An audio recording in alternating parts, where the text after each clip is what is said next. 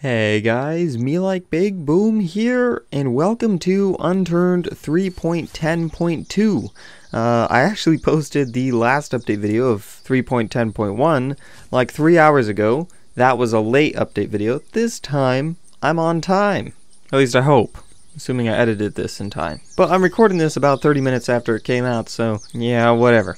Today's update wasn't all that major, but it does contain some things that I think, personally, are pretty freaking sweet. Starting from the top of the post, he made a direct correlation between draw distance and mesh quality settings in the options menu, because this proved confusing for a few people, and that is true, because draw distance determines the quality of mesh, and to be able to adjust both individually is kind of weird. So essentially, if you turn down draw distance, it will also turn down mesh quality, and vice versa. And I can show you guys that without having to leave the game, because now we can adjust options actually in the game. Now this is pretty cool. So if you come across something that you want to change right on the fly, let's say you want to change your hotkeys or something, or you're inside a city and your computer is crying for help and you need to turn down the graphics settings, you no longer need to exit the game in order to do that.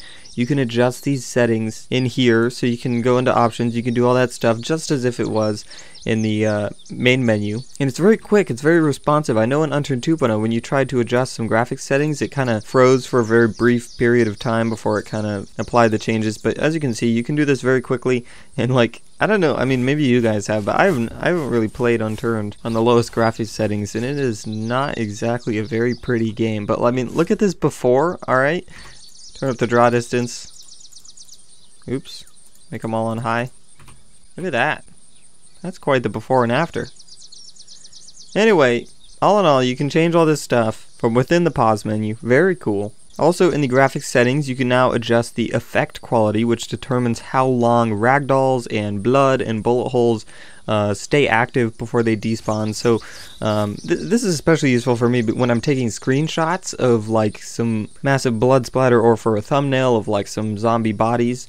I have to work quickly before they despawn, and being able to adjust the settings for that is pretty nice. So now with it on high, these zombie ragdolls will actually last for quite a while. Are you gonna die? Yeah, see, he will stay in ragdoll mode like that for quite a while before he despawns, and same with the blood, and same with like little bullet holes, although that doesn't show up on grass. But like on walls, you shoot at a wall, the bullet holes will stay there for quite a while. Also, he made it to where ragdolls now wear clothing, and he asked whether or not this was good or bad, and I think that's amazing. So like, you use suicide, and you can see that I'm wearing my military clothes now when I died. I think that's very cool. Like, at least in PvP, it makes it a little bit easier to identify your kills, and it just makes a bit more sense. It's kind of weird how you killed someone and then just they kind of poof into a naked body. It's kind of weird, but I definitely do like this new suiciding and keeping your clothes on. So like, you can see that, and he just flops down on the ground with my gold gear. Anyway, I think it's pretty cool. If you guys think differently, just comment that down below. Also, if you had visual clothes turned on and you died, now when you respawn, so I have visual clothes turned on right now, so when I suicide I'll be like a naked body.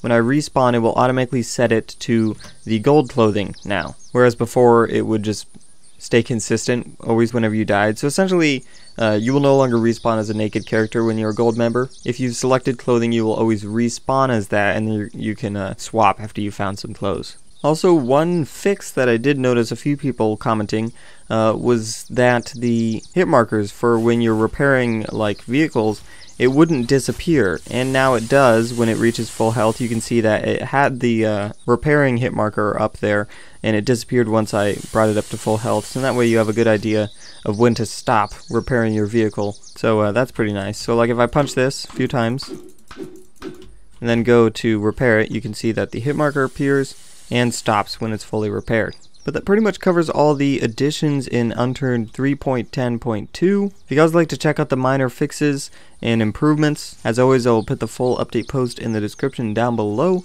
Thank you guys so much for watching. Make sure to rate, comment, subscribe, and do all that gibberish, because MeLikeBigBoom is out.